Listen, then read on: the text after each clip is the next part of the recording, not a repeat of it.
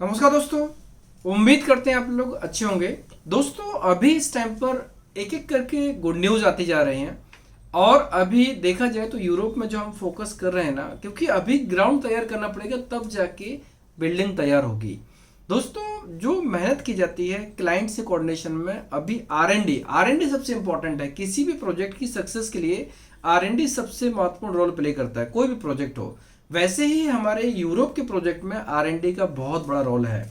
हर एक individual candidate के लिए जब वो कहीं अप्लाई करते हैं, अगर उन्होंने ढंग से आर एन डी की होगी तो जो सक्सेस होती है ना, उसका काफ़ी हद तक क्रेडिट जो होता है ना, वो आर एन डी को जाता है। तो सेम चीज़ हमारे लिए अप्लाइड है कि हमने जो आर एन डी की है उसके बेस पर अभी हम बहुत सारी चीज़ों के ऊपर काम कर रहे हैं जो कि हमारे सभी कैंडिडेट्स के लिए लाभदायक होने वाली है।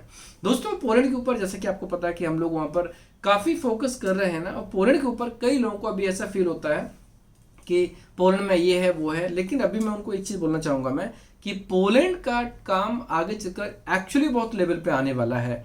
और उसके लिए हम लोगों ने बहुत सारी चीज़ें प्लान की हुई हैं जो कि हमारे सभी कैंडिडेट्स के लिए इंपॉर्टेंट रहेंगी। कोई भी कैंडिडेट, अभी हमने जो लास्ट में हमने प्रोसेस किया था उसमें से हमने एक ऑफर रिलीज किया था कि इसमें से अनाउंसमेंट किया था कि कोई भी कैंडिडेट उस ऑफर में आता उसको उसका वेटेज मिलेगा। दोस्तों अभी इस चीज़ के लिए हमने ऑफर एज इट इज तो नहीं, लेकिन कुछ चीज़ों पे बदलाव किया जो हमारे कैंडिडेट्स के लिए लाभदायक हो सकती है। अभी इसमें से जो भी हमारे पास में प्रोफाइल्स रहेंगी, जो भी प्रोफाइल्स हैं पोलैंड के लिए, कोई भी प्रोफाइल जहां पर वर्कर लेवल की प्रोफाइल है, स्किल जॉब नहीं है, मैक्सिमम प्रोफाइल 95% प्रोफाइल्स जो भी रहेंगी उनका जो सर्विस चार्ज है वो कम हो जाएगा। क्यों कम हो जाएगा? अभी हम उसका एक स्टैंडर्ड फिक्स करने वाले हैं, वो टीम आपको गाइड कर देगी कैसा जो ऑफर में रहेगा वो सेम टू सेम वहां पर अप्लाई हो जाएगा। ऑफर का एज इट इज ऑफर तो नहीं हो जाएगा, लेकिन प्रोसेस फीस का एज इट इज अप्लाइड हो जाएगा। चाहे वो मशरूम की प्रोफाइल हो, कार फैक्ट्री हो, कार असेंबलिंग का हो, या फिर फैक्ट्री वर्कर, प्रोडक्शन वर्कर, कोई भी प्रोफाइल हो, उसके लिए सेम चार्ज अप्लाइड हो जाएगा पोलैंड के लिए। मतलब कि पोलैंड के ऊपर हम इतना कॉन्फिडेंट है कि हम इस चीज को प्लान कर पाएंगे। और यहां पर एक सबसे इंपॉर्टेंट चीज है कि कोई भी कैंडिडेट जिन्होंने अप्लाई किया, अभी तक जिन्होंने अप्लाई किया, उनको इस चीज का लाभ प्रॉपरली मिलेगा कि अगर उनका एग्रीमेंट ज्यादा का हुआ होगा तो भी ये चेंज होके कम हो जाएगा। क्योंकि अभी ये जो लाभ है सबको मिलना चाहिए। और जब मैं वहां पहुंचूंगा तो उसके बाद में इसका डिटेल में जो डिस्कशन होगा और जो प्लान किए जाएंगे, प्रोजेक्शन होगा, काफी कस्टमर ओरिएंटेड ही होगा। क्योंकि हमें पहले जो सक्सेस में, हमारी सक्सेस का मैक्सिमम हैप्पीनेस हमारे कस्टमर्स को ही देना है। तो जो लोग भी इसमें प्लान कर रहे हैं वो प्लान कर सकते हैं। जिन्होंने ऑलरेडी अप्लाई किया है उनको भी इसका वेटेज मिल जाएगा। उसके लिए आपको प्रॉपर ईमेल आएगा, उस ईमेल में सारा डिटेल लिखा होगा और उसके हिसाब से चीजें प्लान की जाएंगी। अब ये प्लान एग्जैक्टली है क्या, वो मैं आपको शेयर करता हूं। मैं चाहे आप मशरूम में अप्लाई करें, चाहे आप कार फैक्ट्री में अप्लाई करें, या फिर जो मेटल मैन्युफैक्चरिंग कंपनी है उसके अंदर फैक्ट्री वर्कर के लिए अप्लाई करें, या कंस्ट्रक्शन वर्कर के लिए अप्लाई करें, किसी भी टाइप की प्रोफाइल में अगर आप अप्लाई करते हैं ना, तो जो सर्विस चार्ज है ना वो फ्लैट एक हो गया है।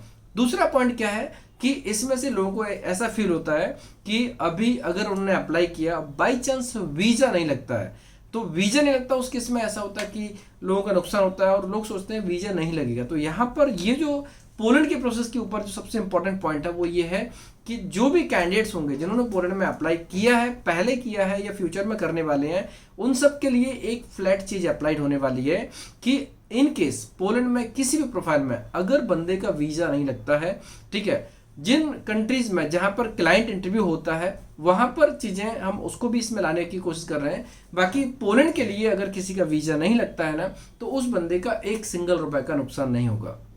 इवन ये जो अभी इस टाइम पर जो एप्लीकेशंस है उनके ऊपर भी ये अप्लाई होने वाला है कि अगर किसी का वर्क परमिट आया, वीजा नहीं लगा, तो उसको गवर्नमेंट की फीस भी हम लोग वे ऑफ करेंगे और वो भी हम बियर करेंगे। पोलैंड के लिए अप्लाइड है क्योंकि पोलैंड में हमारा ऑफिस होने वाला है और वहां पर हम लोग पूरा फुल फोकस करने वाला है। और ये अप्लाइड है उन लोगों के लिए भी जिन्होंने पास्ट में अप्लाई किया था, मतलब पहले 1 महीना, 2 महीने, 3 महीने पहले अप्लाई किया, उनके ऊपर भी सेम पैटर्न अप्लाइड होने वाला है। मतलब कि पोलैंड के लिए गुड न्यूज है। अगर किसी को ऐसा फील होता है कि रिजल्ट नहीं आने वाला है, तो इस चीज को आप देख सकते हैं कि हम किसी भी चीज के लिए रिस्क इतना बड़ा नहीं लेना चाहेंगे। हमें पूरी पॉसिबिलिटी है क्लाइंट हमारे फुल सपोर्ट करने वाले हैं, इसके लिए हम लोग कॉन्फिडेंट हैं। तो जो लोग भी इंटरेस्टेड, अभी हमारे पास में मशरूम के लिए भी रिक्वायरमेंट है, कार असेंबलिंग फैक्ट्री के लिए भी रिक्वायरमेंट है, मेटल मैन्युफैक्चरिंग के लिए भी रिक्वायरमेंट है, और अदर फैक्ट्री वर्कर्स में भी रिक्वायरमेंट है। 4 टाइप की अलग अलग रिक्वायरमेंट्स हैं। इन रिक्वायरमेंट में लगभग देखा जाए तो 10-15 लोग हर प्रोफाइल्स के लिए हम लोग ले सकते हैं। तो कोई भी कैंडिडेट जो प्लान करना चाहते हैं, एक तो सबसे इंपॉर्टेंट चीज है कि इसमें सर्विस चार्ज एक फ्लैट हो गया है, जो कि ऑफर में अप्लाइड था, सेम सर्विस चार्ज अप्लाइड हो जाएगा। आप टीम से कोऑर्डिनेट करेंगे, टीम से कॉन्टेक्ट करेंगे, वो आपको इसके बारे में अपडेट करेंगे। और दूसरी सबसे इंपॉर्टेंट है कि इन केस किसी भी रूप में अगर आपका वीजा नहीं लगता है, तो ये मान लीजिए कि आपका जो प्रोसेस रहेगा, प्रोसेस में आपका क्लाइंट की एंड से 1 रुपए का नुकसान नहीं होगा। अगर होगा भी तो उसको हम बियर करेंगे। जो आपने प्रोसेस फीस पे की होगी वो आपको 100% रिफंड मिलेगी। That is very important. So ये चीज बहुत इंपॉर्टेंट है, क्योंकि इसमें हमने रिस्क क्यों ले रहे हैं, क्योंकि हमें पूरी पॉसिबिलिटी है, उम्मीद है कि यहाँ पर रिजल्ट का चांस अच्छा होगा। क्लाइंट हमें फुल सपोर्ट करेगा, हर तरीके से, हर एक स्टेज पर हमें सपोर्ट करेगा। और रही बात यहाँ पर कोई भी कैंडिडेट जिन्होंने प्रोसेस किया होगा उनको अभी अपडेट आएगा। अपडेट में पहले इस टाइप का ईमेल आएगा, उसके बाद उनका अगले प्रोसेस का अपडेट आएगा। तो ये चीज के लिए पोलैंड में जितने लोगों ने अप्लाई किया हुआ है वो इस ईमेल का वेट करें। ये ईमेल उनको सैटरडे से पहले मिल जाएगी, सभी कैंडिडेट्स को ईमेल मिल जाएगा और ये उनके लिए अप्लाइड हो जाएगा। और उनके एग्रीमेंट में अगला जो वर्क परमिट आने के बाद में एग्रीमेंट होता है, उसमें ये अमेंडमेंट हो जाएगा कि उनको हमने इस ऑफर में, ऑफर नहीं बोलेंगे एक तरह से, ये ऑफर बोल भी सकते हैं, इसमें हमने उनको कंसिडर किया कि पोलैंड प्रोजेक्ट के लिए अभी से लेकर जो भी चीजें हैं, जब तक नया अनाउंसमेंट नहीं होता तब तक के लिए, जब तक मैं वहां पहुंचता नहीं हूं तब तक के लिए जितने भी एप्लीकेशन आएंगे उन सब के लिए अप्लाइड होगा कि उनका जो एप्लीकेशन होगा वो 100% हम सॉलिड वे में तैयार करेंगे। और इनकेस अगर 10 में से 9 का वीजा लगता है, 1 का वीजा नहीं लगता है, तो उसका 1 रुपया डिडक्शन किए बिना पूरा पेमेंट उसको मिलेगा। इवन गवर्नमेंट की फीस भी नहीं कटेगी, गवर्नमेंट की फीस भी हम लोग बियर करेंगे। सो 2 इंपॉर्टेंट चीजें आप समझ लीजिए। पहला ये है कि फीस फ्लैट हो चुकी है, दूसरा उसका जो एक कैंसिलेशन वाला पार्ट है, सपोज के वीजा के बाद वाला पार्ट है, तो गवर्नमेंट की फीस भी उनको पे नहीं करें। हाँ, जो उनके खुद के एक्सपेंस होते हैं, और वो भी मैं क्लियर करना चाहता हूँ एक्सपेंस कौन कौन से होते हैं। एमएससी फीस होती है, ऐसे अपोस्टल होती है, पीसीसी होती है, मेडिकल होती है। जो कैंडिडेट अपने एंड पे काम करता है, कैंडिडेट अपने एंड पे जो काम करता है वो एक्सपेंस उनका रहता है, वो तो ऑब्वियसली जाता है। लेकिन क्लाइंट की तरफ से आप हमारे ऑफिस में जो फीस सबमिट करेंगे वो 1 रुपए भी डिडक्ट नहीं होगी। क्राइटेरिया की बात करते हो तो अभी इस टाइम पर 44 ईयर तक के लोग भी अप्लाई कर सकते हैं। इवन जब मैं वहां पहुंच जाऊंगा उसके बाद 45, 46, 47 प्रोफाइल के हिसाब से बंदा कितना एक्सपीरियंस है, बंदे का रिलेवेंट एक्सपीरियंस कितना है, और क्लाइंट उनको कितना पसंद करते हैं, मेडिकली फिट है, फिजिकल फिट है, ये सब के ऊपर अगर देखेंगे तो उनको हम इसमें भी कंसिडर कर सकते हैं। लेकिन अभी के लिए जब तक मैं वहां नहीं गया तब तक के लिए 44 ईयर मैक्सिमम एज है, और इधर 21 प्लस होना चाहिए। 20 बोलने की होती है लेकिन 21 प्लस होना चाहिए। 21 से 44 ईयर तक के लोग इसमें अप्लाई कर सकते हैं। पासपोर्ट में 2 साल की वैलिडिटी होना चाहिए। कुछ लोगों का ऐसा होता है कि पासपोर्ट में 1.5 साल की वैलिडिटी है, तो वो लोग भी अप्लाई कर सकते हैं, लेकिन उनको पासपोर्ट रिन्यू करना पड़ेगा।